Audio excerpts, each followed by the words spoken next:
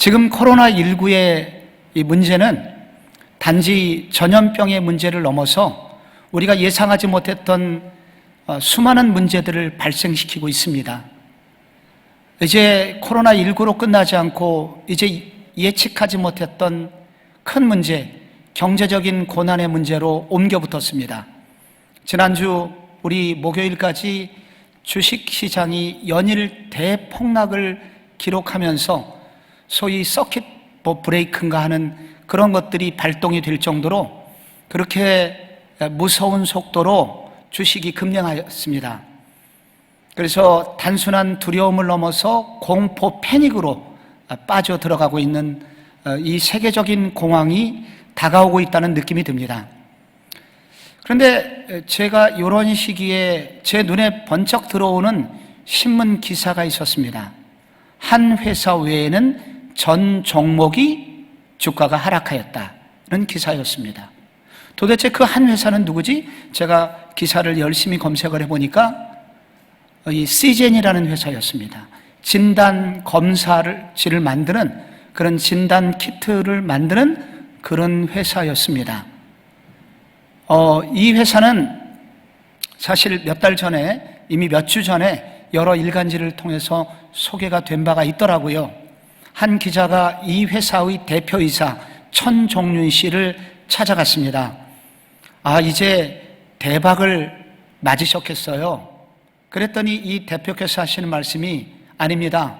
우리는 지금 모든 직원들이 코로나19를 해결하기 위해서 흩어져 있기 때문에 지금 많은 적자를 보고 있습니다. 아니 근데 적자를 보면서 왜 이런 진단 키트지를 만드셨나요? 제가 중국에서 우한 코로나가 계속 확장되면서 머지않아 이것이 한국에 올지도 모른다는 생각 때문에 그래서 한국에 올 때 어떻게 할 것인가 생각을 하다가 저희들도 상당한 연구비를 투자하여 이것을 성공하게 되었습니다. 지금도 여전히 적자입니다.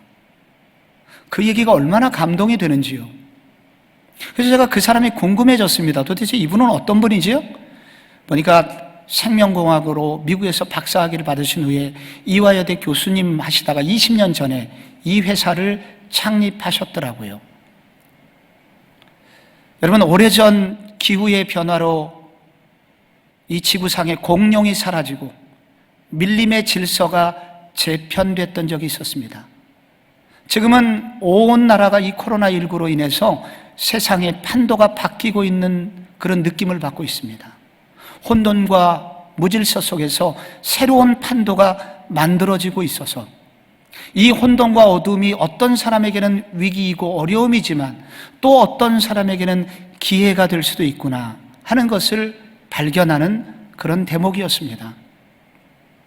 여러분, 오늘 우리가 성경에 아브라함에 관련된 그 유명한 창세기 12장 1절을 읽었습니다. 그런데 이 아브라함의 이야기 전에 여러분 창세기 11장에서 매우 중요한 사건이 하나 나옵니다. 그것이 바로 바벨탑 사건입니다. 신할 평지에 발달된 이 벽돌 문명을 가진 사람이 거대한 탑을 만들게 되었습니다. 그런데 성경을 잘 보면 탑을 만든 게 아닙니다. 도시를 만들었고 그 도시의 대표적인 명물이 바벨탑이었던 것이죠. 이 창세기 11장 이 부분을 여러분에게 잠깐 소개하겠습니다. 11장 여러분 4절을 한번 보실까요? 또 말하되 자 성읍과 탑을 건설하여 그 탑 꼭대기를 하늘에 닿게 하여 우리 이름을 내고 온 지면에 흩어짐을 면하자. 여러분 여기에 탑 앞에 성읍이 나옵니다. 도시가 나와요. 도시를 만들고 있습니다. 거대한 도시, 곧 도시는 나라입니다. 나라를 만드는데 그것을 대표하는 것이 바로 바벨탑이라고 하는 것입니다. 서울을 대표하는 탑이 잠실 롯데타워라면 여러분 이 바벨의 도시를 대표하는 바로 탑은 바로 이 바벨탑인 것입니다. 그런데 이 사람들이 이런 바벨탑, 이런 바벨의 도시를 세운 목적이 거기에 나오죠. 자, 그 꼭대기를 하늘에 닿게 하자. 무슨 말이겠습니까? 우리가 하나님이 될 수 있다는 것입니다. 이것을 일컬어서 인본주의라고 합니다. 철저히 인간 위주의 도시를 만들자, 하나님 없이도 잘 살 수 있는 나라를 만들어보자 바벨탑을 쌓습니다. 여기에 또한 자기의 이름을 내고 한 사람을 우상화하는 것입니다. 그래서 인간의 왕국을 만드는 것입니다. 이러한 계획에 대해서 하나님의 반응이 7절에 나오죠. 우리가 내려가서 여기서 우리는 삼위일체 하나님이십니다. 하나님께서 그들의 언어를 혼잡하게 하여 그들이 서로 알아듣지 못하게 하자 여호와께서 그들을 온 지면에 흩으셨으므로 그들이 그 도시를 건설하기를 그쳤더라.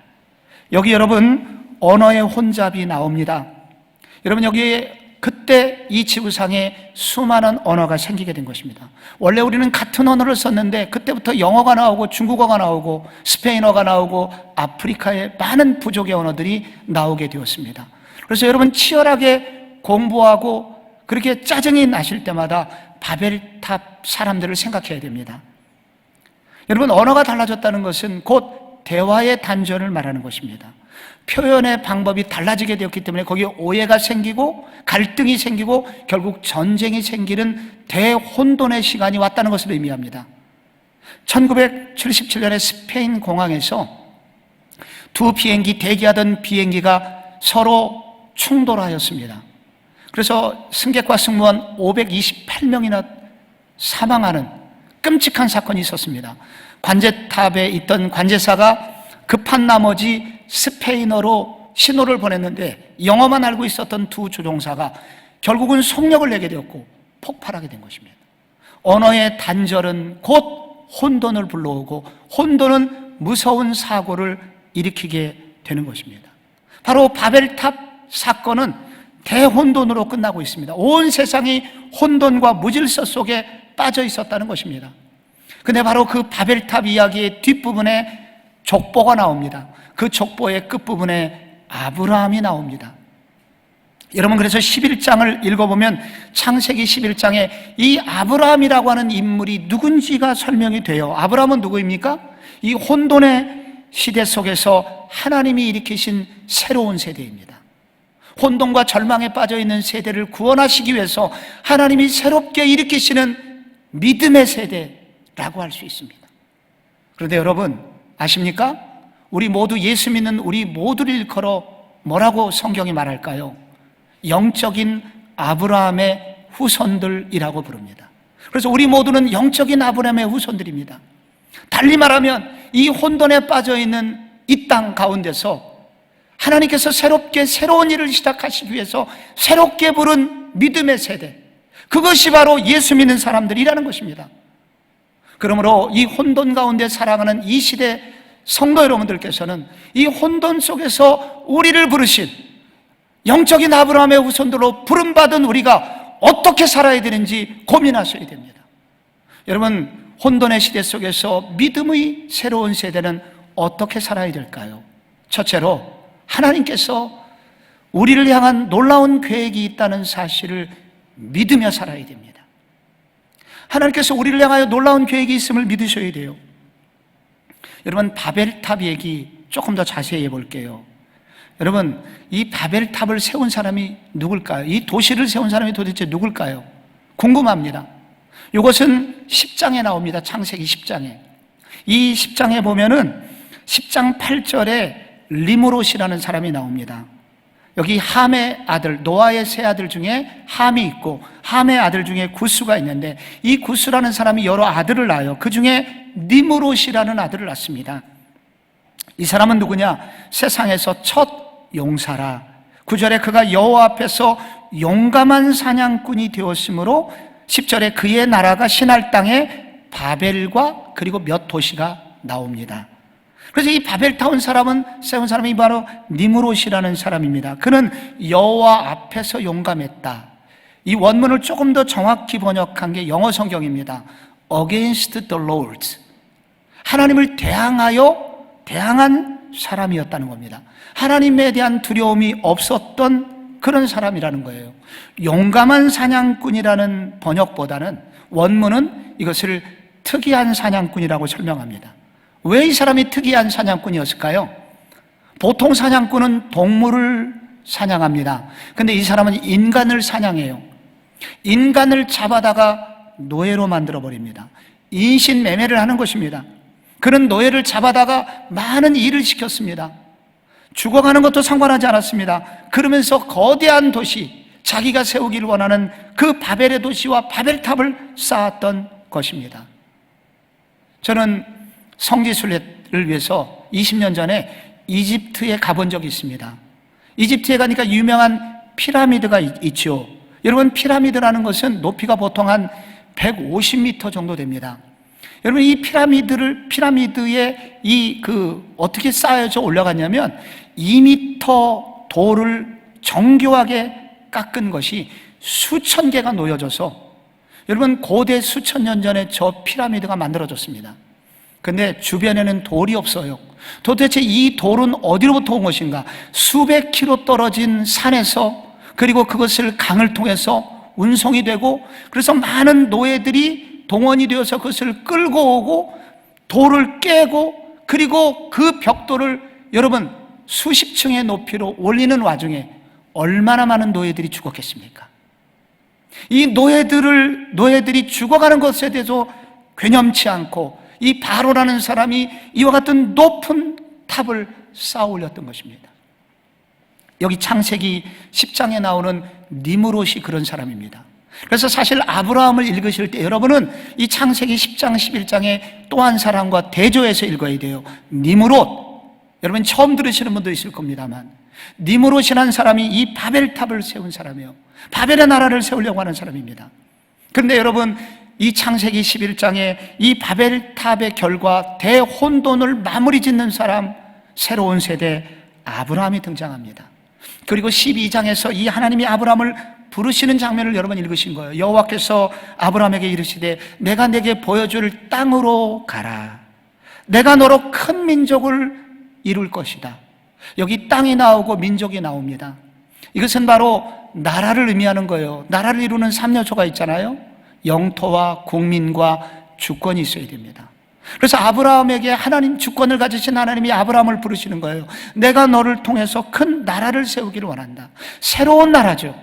바벨의 도시와는 전혀 다른 새로운 도시를 세우기를 원한다 라고 하나님이 아브라함을 부르고 계신 것입니다. 구약학자들은 이 장면을 제2의 천지창조와 같다고 말합니다. 너무 아름답고 영광스러운 모습이기 때문이죠. 여러분, 천지창조를 읽어보시면 우주가 혼돈 가운데 있었지 않습니까? 어둠 가운데 있었지 않습니까? 영어로 카오스 상태에 있었지 않습니까? 그런데 그때 하나님이 빛이 있으라 하니까 빛이 들어오면서 질서가 생깁니다. 빛이 들어오면서 질서가 생기고, 그때 물이 한쪽으로 쏠리면서 땅과 바다가 생기고, 그리고 그 땅 위에는 씨 맺는 채소가, 바다에는 물고기가 생기죠. 하늘에 해달별 우주가 생깁니다. 그리고 동물이 생기고 결국 마지막에 인간이 생기게 됩니다. 그래서 여러분, 이 천지창조는 일종의 정교한 설계사가 설계를 하듯이 바로 하나님께서 온 우주를 창조하신 것입니다.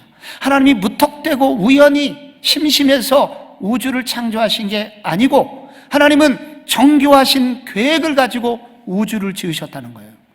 마찬가지로 아브라함을 부르셨습니다. 왜?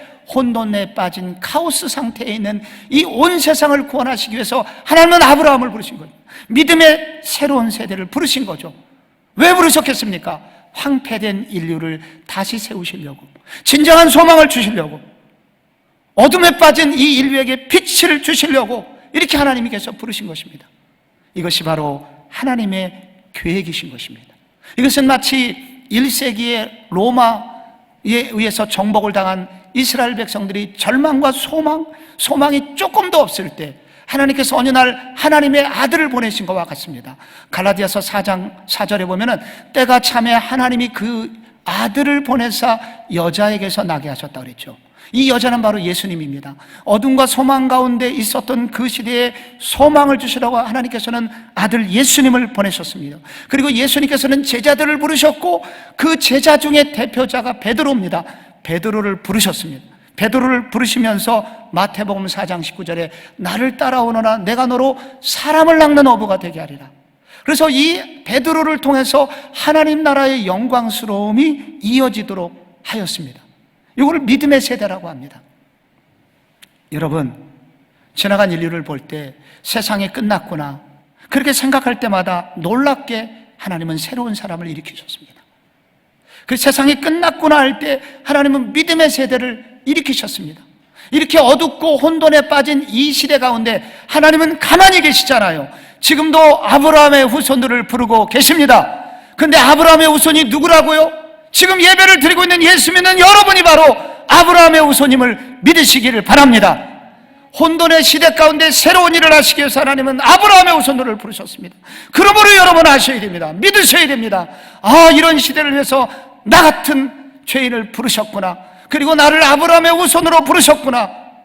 여러분 옆에 계신 성도들에게 이렇게 한번 고백해 보시기 바랍니다. 여러분의 자녀들을 향하여 이렇게 말씀하시기 바랍니다. 당신은 영적인 아브라함의 후손입니다. 시작. 당신은 영적인 아브라함의 후손입니다. 우리 모두는 영적인 아브라함의 후손들입니다. 여러분, 올해 최고 유행어가 있다면 영화 기생충에 나오는 너도 다 계획이 있구나. 너도 다 계획이 있구나.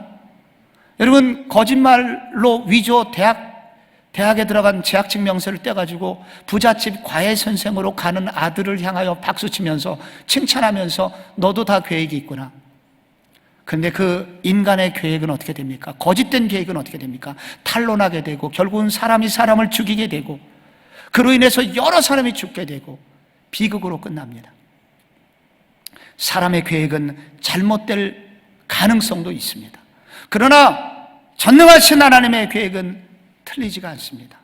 그 전능하신 하나님, 천지를 창조하신 하나님이 아브라함을 부르시고 오늘도 이 아브라함의 믿음의 후손들을 부르고 계십니다.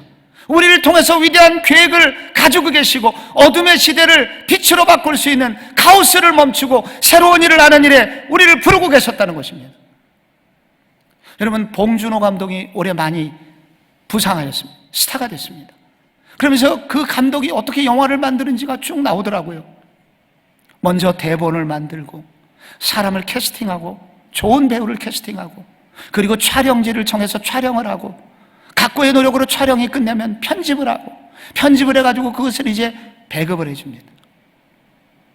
그런데 이분의 특이한 점은 한 가지, 모든 대본에는 먼저 사파 하나의 그림이 미리 그려져 있어서 배우들에게 이렇게 연기를 해달라고 그렇게 일일이 모든 장면을 사파로 만들었다는 것입니다. 각고의 노력과 계획이 거기 있었다는 거예요. 그 노력의 결과 아카데미상이 있었던 것이죠. 여러분, 하나님은 탁월한 감독이십니다. 하나님께서 당신의 계획을 세우시고 혼돈을, 이 무질서의 세상을 바꾸시기 위해서 새로운 세대를, 믿음의 세대를 일으키셔서 세상을 바꾸기 위해서 하나님께서 우리를 캐스팅하신 것입니다. 계획이 있으신 겁니다. 하나님은 계획을 가지고 계세요. 여러분, 하나님 나라 새로운 세대가 되어서 세상을 바꾸도록 부름받은 믿음의 세대임을 여러분 믿으셔야 됩니다. 그러면 여러분 무엇을 해야 되겠습니까? 주님께 물으셔야 됩니다. 하나님, 저를 왜 부르셨습니까? 하나님, 어디에 쓰시려고 저를 부르셨습니까? 하나님, 저를 향한 계획은 무엇입니까? 여러분이 그렇게 하나님께 기도하시면서 하나님의 자녀로서의 부르심에 대해서 궁금해하시고 하나님의 뜻을 구하시기 바랍니다. 하나님의 계획을 알기를 힘쓰시기 바랍니다. 여러분을 통해서 놀라운 일을 행하실 주님을 기대하시기 바랍니다. 그때 믿음의 세대는 혼돈의 시대 가운데도 역할을 감당할 수 있을 것입니다. 둘째로, 여러분, 이 혼돈의 시대의 믿음의 사람들은 어떤 삶을 살아야 될까요? 축복의 통로가 되는 비전을 가져야 됩니다. 이것은 세상 사람과 다른 비전입니다. 축복의 통로의 비전을 가져야 됩니다. 하나님께서 아브라함을 부르시면서 비전을 주셨습니다. 그게 2절에 나옵니다. 그 2절을 어떻게 같이 한번 읽어봐요. 시작. 내 이름을 창대케 하리니 너는 복이 될지라. 2절의 부분만 읽었습니다. 3절에 또 한 부분을 같이 읽어볼까요? 시작. 땅의 모든 족속이 너로 말미암아 복을 얻을 것이라.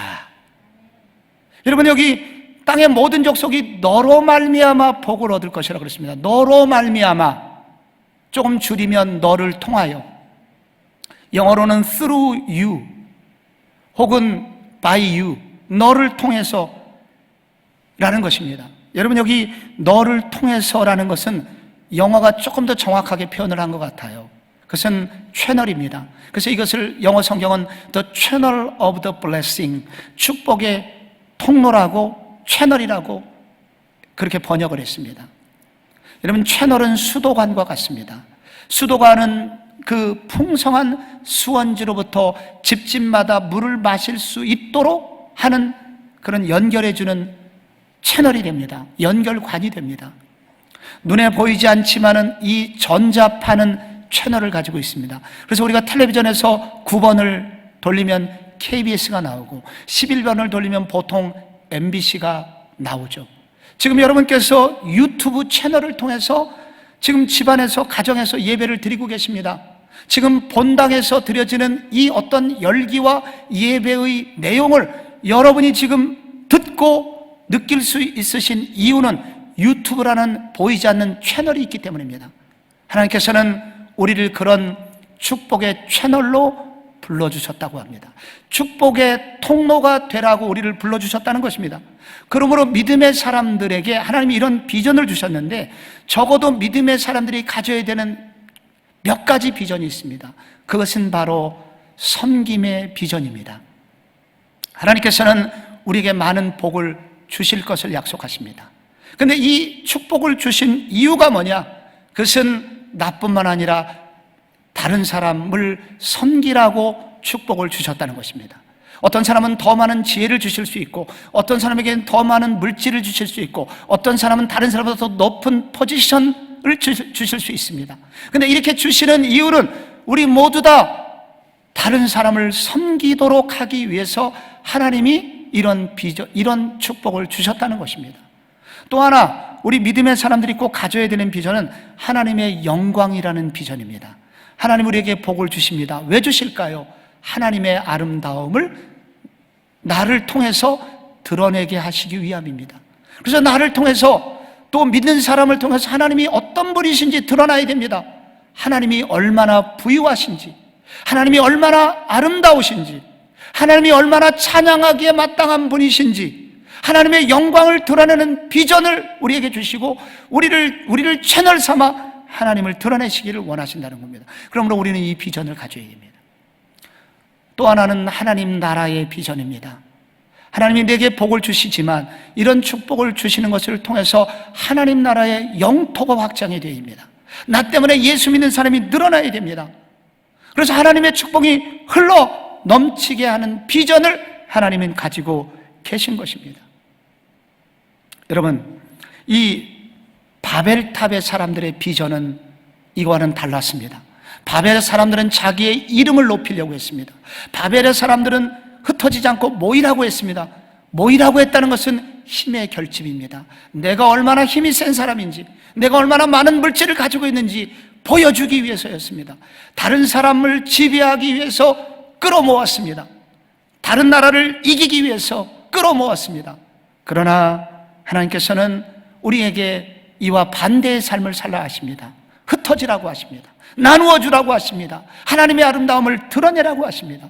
축복의 통로가 되라고 하십니다. 마귀는 자꾸만 우리로 부족하다고 느끼게 만듭니다. 아직도 부족해. 그래서 더 모아야 돼. 다른 사람을 더 눌러야 돼. 더 많이 가져야 돼. 자꾸 부족하게 느끼게 만듭니다. 그런데 하나님은 말씀하십니다. 내가 채워줄 테니 두려워하지 말고 나눠주어라. 내가 도와줄 테니 너는 축복을 유통하는 삶을 살아라. 너는 축복의 통로가 돼야 돼. You shall be a channel of the blessing. 너는 축복의 통로가 되어라. 하나님의 아름다움을 드러내는 삶을 살아라. 이것이 하나님께서 이 새롭게 믿음의 새로운 세대를 부르시는 목적이었고 비전인 것입니다. 지난주 여러분도 어려우셨겠지만 목사인 저는 더 고통스러웠습니다. 성남의 한 교회가 주일날 오프라인 예배를 비좁은 이렇게 예배당에서 100명이 넘는 사람이 예배를 드렸고, 게다가 들어오는 사람들에게 근거 없는 그 소금물을 입에 분사시킴으로써, 그래서 결국은 60명 이상의 확진자가 나오고 언론은 때를 만난 것처럼 교회는 무개념, 그리고 교회는 공동체를 파괴하는 원흉, 무공동체성, 이렇게 느끼도록 여러분 수많은 언론에서 하나님의 이름이 땅에 떨어지는 그런 가슴 아픈 일이 있었습니다. 저는 분노하였습니다. 같은 목사지만 저렇게 의식이 없어서야 되겠나? 어떻게 이런 방식으로밖에 예배할 수 없나? 막 분노가 치밀어 올랐습니다. 그러면서 제 마음속에 교회의 본질을 다시 생각하게 되었습니다. 교회는 이 땅에 존재합니다. 지역교회가 이 땅에 존재합니다. 하나님은 왜 이 땅에 교회를 주셨나? 교회의 본질은 뭔가? 여러분, 성경은 말합니다. 교회의 본질 중에 한 가지는 세상의 복이 되어야 된다는 겁니다. 아브라함을 부르신 거, 아브라함의 후손들이 모여있는 이 예배당을 통해서 하나님이 우리를 통해서 하시기 원하시는 것은 세상의 축복이 되는 것입니다. 이 세상을 복되게 하는 것입니다. 우리 때문에 세상이 살맛나게 되는 것입니다. 이것이 하나님이 우리를 부르신 목적이라는 것입니다. 그런데 제가 막 분노하고 기도를 하는데, 분노하니까 기도도 잘 안 나와요. 근데 하나님께서 분노하고 있는 제게 섬뜩한 지나가는 생각, 마음의 부담을 주셨습니다. 너는 작은 교회 목사의 심정을 아냐? 그 교회 목사가 왜 예배를 드려야만 했는지 너는 생각해 봤냐? 예배를 한번 쉬게 되면 매달 내야 되는 월세를 내지 못하고, 개척교회 작은 교회에서 몇 명 되지 않는, 이제 예수 믿은 지 얼마 되지 않아서 이제 뭉쳐지려고 하는 그들이 예배를 드리지 않으면 그들의 믿음은 끝나고 결국은 교회는 다시 무너지게 될 그런 두려움을 가지고 있는 작은 교회, 삼각교회 목사의 마음을 너는 알기는 하냐? 방송 장비도 없지, 전도사도 없지. 그래서 방송하고 싶어도 영상 예배를 드리지 못하는 그들의 안타까운 그 마음을 너는 아냐? 저는 그때 눈물이 쏟아졌습니다. 회개의 기도를 드렸습니다. 주님, 잘못했습니다. 그리고 그분들을 생각하게 됐고, 또 주변에 있는 여러 교회들, 우리가 돕고 있는 작은 교회, 상가교회들 연락을 해보았습니다. 이런 교회들에 비해서 하나님은 우리 교회에 너무 많은 외적인 복을 주셨더라고요. 월세 걱정합니까? 이 좋은 본당을 가지고 있죠. 이렇게 충성된 성도들, 흩어져 있지만 이렇게 충성스러운 많은 성도들이 있고, 좋은 방송 장비뿐입니까? 우리 교회는 방송국 직원 못지않은 우리 집사님들이 지금도 이 방송을 내보내고 있습니다. 미디어 위원회 위원들이 있습니다. 너 이렇게 호화호식하는, 영적인 호화호식하면서 그렇게 작은 교회를 무시하고 그렇게 분노하는 네가 옳으냐? 옳지 않습니다. 그러면 왜 우리에게 복을 주셨을까? 지금 내가 할 수 있는 일은 뭘까? 우리가 비록 여러 가지 돕고도 있지만 월세를 내지 못하는 작은 교회 생각하면서 월세를 도와줄 수 있는 교회가 되어라. 이런 마음은 저만 갖고 있는 게 아니라 목사님들에게 부담을 주셨고, 그런 분들이 조금씩 모여서 이제 이런 운동도 일으키려고 합니다. 하나님은 우리에게 복을 주셨습니다. 왜 복을 주셨을까요? 하나님이 나에게 왜 건강을 주셨을까요? 하나님이 나에게 왜 물질을 주셨을까요? 왜 하나님이 나보다 다른 사람보다 더 많은 지혜를 주시고 하나님 다른 사람보다 더 좋은 포지션에 오르게 했을까요? 하나님은 말씀하십니다. You shall be a channel of the blessing. 축복의 채널이 되어라. 하나님 나라의 영광을 드러내는 삶이 되어라. 믿음의 새로운 세대가 되려면 세상과는 다른 비전이 있어야 된다고 말씀하십니다. 여러분, 마지막으로 믿음의 새로운 세대가 되려면 주신 말씀대로 순종의 길을 걸어가야 합니다. 하나님께서 아브라함을 불러주셨을 때 아브라함에게 요구하신 게 있습니다. 1절에 이렇게 나와요. 너는 너의 본토 친척 아비 집을 떠나 내가 내게 지시할 땅으로 가라. 내가 내게 보여줄 땅으로 가라. 말씀하십니다. 먼저 여러분, 여기 고향, 본토, 개역성경에 본토, 이 지금 개정에는 고향이라고 나와 있죠. 여기 고향이 나와 있습니다. 고향이라고 하는 것은 내가 평생 살아왔던 나의 익숙한 곳을 말합니다. 우리는 익숙한 곳이 천국이라고 생각합니다. 익숙한 곳을 떠나면 무서워요. 고향은 익숙한 곳입니다. 친척은 고대 사회에서 울타리입니다.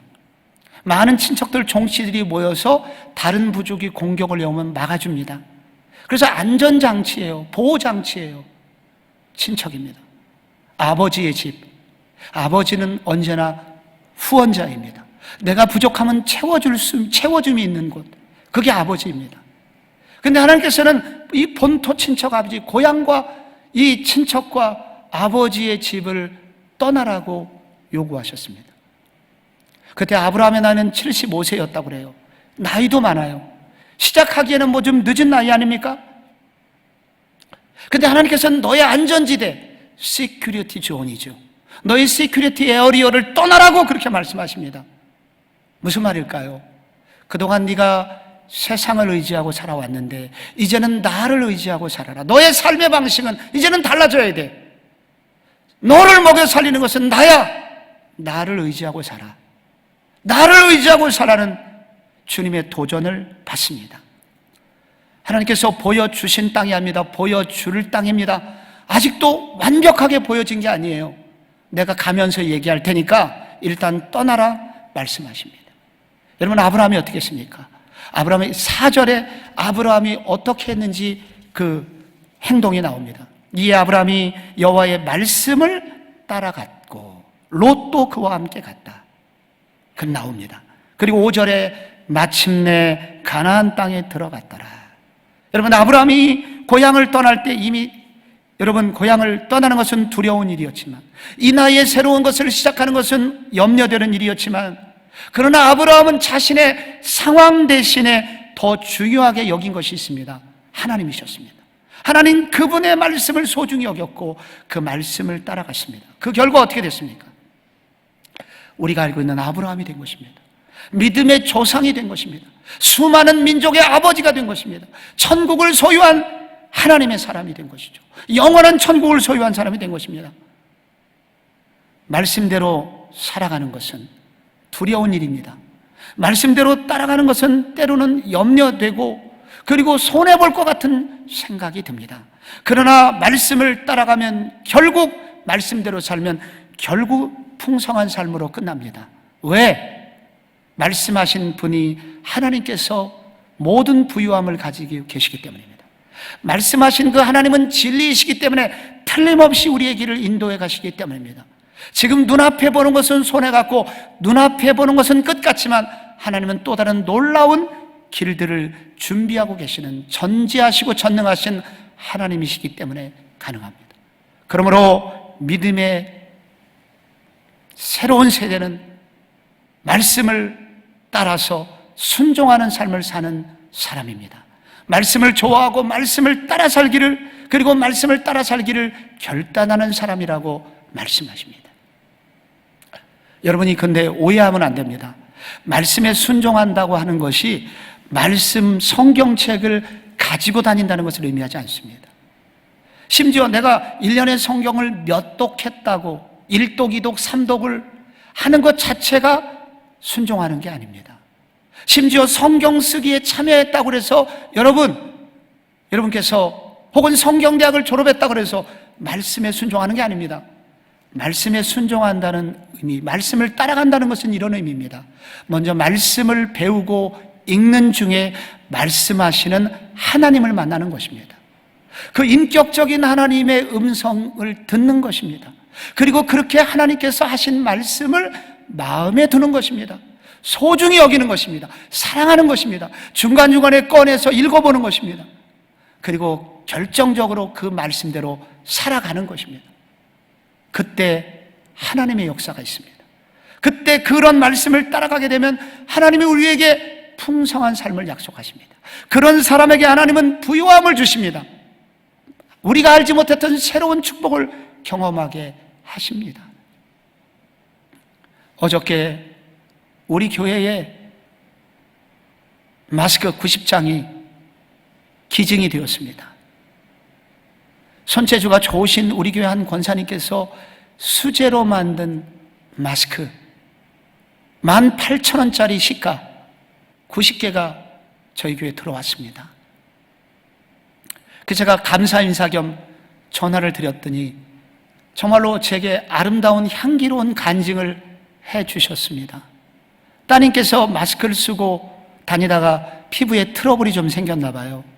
그래서 딸을 위해서 순모로 만들어진 얼게닉 재질로 된 그러한 재료를 가지고 손재주가 좋으신 권사님이 이쁘게 마스크를 만들어 쓰여서 보냈는데, 직장에 갔더니 같은 사무실에 있는 직원들이 그거 너무 이뻐 보인다고 나도 하나 부탁하자. 이래서 사무실 직원들이 그 마스크를 다 쓰게 됩니다. 너무 좋아서 주변에 소문이 나게 됩니다. 인터넷 이제 수제품 만드는데 올렸더니 그야말로 초대박 상품이 돼서 수많은 이게 주문이 들어왔다고 그럽니다. 그래서 권사님 말씀에 자기 혼자 할 수 없어서 이제 주변의 사람들과 협조해 갖고 하루에 심지어 600만 원어치도 판 날이 있다고 합니다. 주부로서는 상상할 수 없는 돈을 한 달 만에 벌게 된 거예요. 그런데 이분을 더욱 흥분시켰던 것이 있습니다.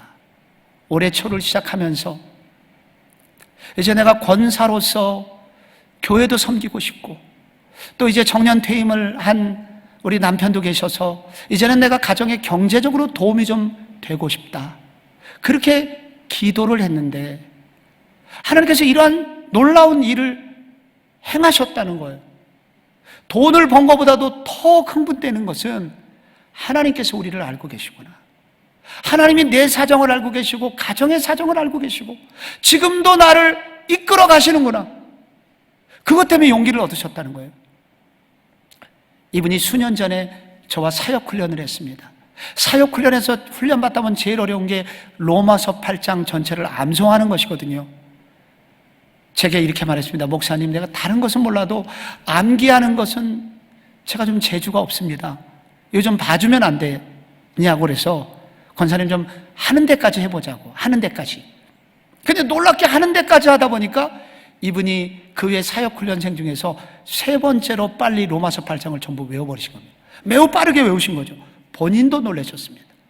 훈련을 마치시고도 계속해서 성경대학에 나오시면서 말씀을 사랑하셨는데, 그분이 훈련을 마치시면 그 로마서 8장 공부를 마치면서 제게 보냈던 숙제에 이런 대목이 있더라고요. 제가 그래서 이걸 소개시켜드리고 싶어요. 그래서 이 훈련을 받으면서, 말씀의 훈련을 받으면서 이분이 결론적으로 결심한 내용이 있습니다. 앞으로는 주저없이 옳은 길을 결단하자. 작은 일에도 옳고 그른 일에 대해서 분명한 성경적 잣대를 가지자. 이분은 그 이후에 더 성경을 사랑하시게 되었고 말씀에서의 답을 찾는 삶을 살기 시작하였고, 그런 와중에 이러한 흥분되는 일도 이번에 경험하시게 된 것입니다. 성도 여러분, 저는 이 얘기를 들으면서 흥분이 됐어요. 왜 흥분이 됐을까요? 이렇게 어두운 것 같은 이 시대 속에서도 하나님은 우리 성도들을 지키고 계시구나, 하나님이 직접 목회하시면서 그들을 돌보고 계시구나, 그 얘기를 듣는데 얼마나 흐뭇하고 감동이 되는지, 우리의 모든 성도들에게도 살아계신 하나님의 역사하심이 여러분의 삶 가운데 이와 같은 분명한 흔적이 여러분에게도 있으시기를 바랍니다. 아멘이 없네요, 여러분. 있으시기를 바랍니다. 아멘. 혼돈의 시대입니다. 격변의 시대입니다. 그러나 이런 혼돈 가운데서도 길을 아시는 분이 계시면 두려움이 없습니다. 우리의 길을 인도하시는 하나님을 신뢰하시기를 바랍니다. 이 하나님이 주시는, 하나님께서 열어가시는 계획이 있음을 여러분 아시고 그분이 원하시는 아름다운 비전을 세워봅시다. 그리고 말씀을 사랑하고 주시는 말씀대로 순종하여 믿음의 새로운 세대 아브라함의 후손들이 되시기를 그리스도의 이름으로 축복합니다.